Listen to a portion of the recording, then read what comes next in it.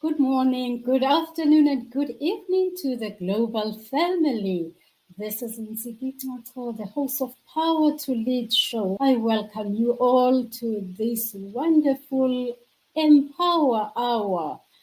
Power to Lead with Integrity Foundation has this hour on Sundays and Wednesdays, 7 to 8 in the evening.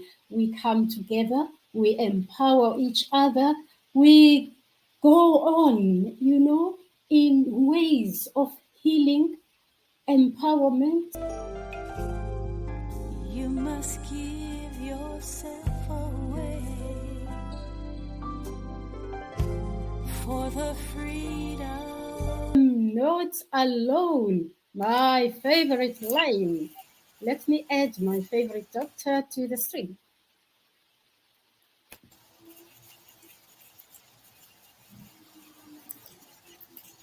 Hello, Doc. Good evening to you, Ziggy, and good evening to all of your listeners. Thank you, Doc. Thank you very much. Thank you. Thank you. What a beautiful, beautiful sacrifice. You just landed, but here you are, and you are with us on the journey of assignment to heal the world and to heal us. Dr. Fundile Nyati, I am not going to read a bio. I would love for you to show the audience your domino statement, where you dominate on this earth. Plus, okay, let's start minus 50 into the golden line 50 over 50 plus. Then you will tell us, I have prayed already, and you will tell us on the topic of healing and wellness as we round up this month of healing and wellness, knowing very well healing, we need it every day. Yes. Then our topic today is that also on healing and wellness, but we pushed it further to holistic healing and renewal. Now tell us, who is Dr. Fundile Nyati? All right. I always feel uncomfortable to introduce myself as the doctor. Because immediately you use that title, it creates situations whereby you are put in a box, and so I'm always reluctant, therefore, to say I am Dr. Fundile Nyati. But anyway, you've asked me to do that, then I'm going to do that. So Fundile Nyati is a rural young man who from early age discovered that he has passion for healing from the age of 4. And since that period to date, I've been single-minded in terms of ensuring that I contribute to the health and the wellness of other human beings, whether it is through education and awareness or testing or diagnosis or treatment. Anything that I do is about preventing ill health or healing people.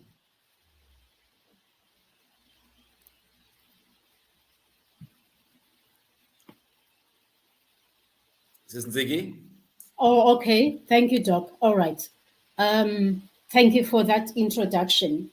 And now let's journey with this. Let's start it from the young men from the rural areas.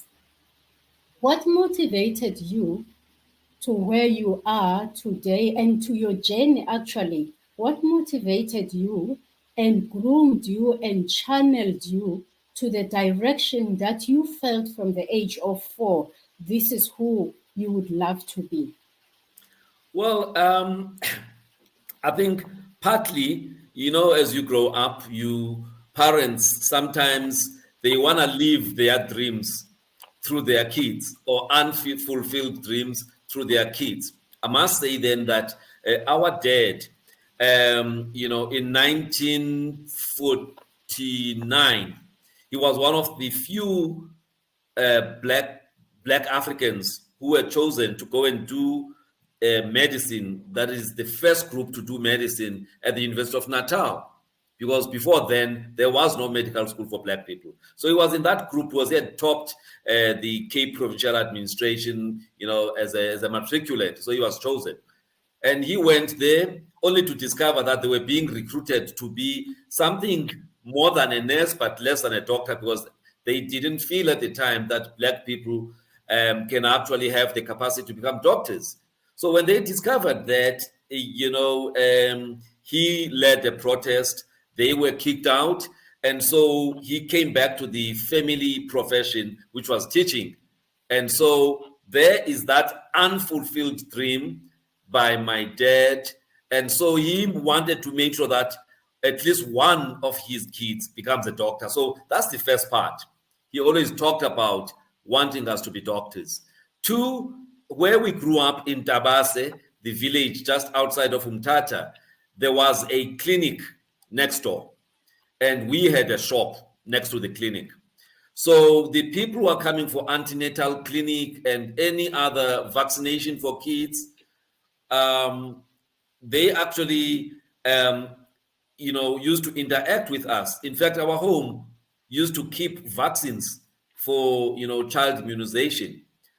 So that interaction with patients coming to the clinic next door was the second thing that actually made me to actually, have this interest.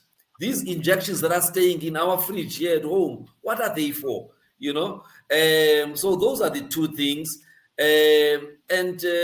Growing up thereafter, having decided that, I want to be a doctor. When we were playing as kids, I would play the role of a doctor, try and get a used, a syringe and pretend that I'm giving injections to people. So it's really a matter of unfulfilled dreams from my parents, therefore trying to get us to do medicine.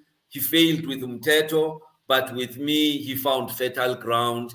And I never really looked at any other profession but medicine. So when I got to standard 10, I had no other, profession I was looking at. Medicine was the one that I wanted to do.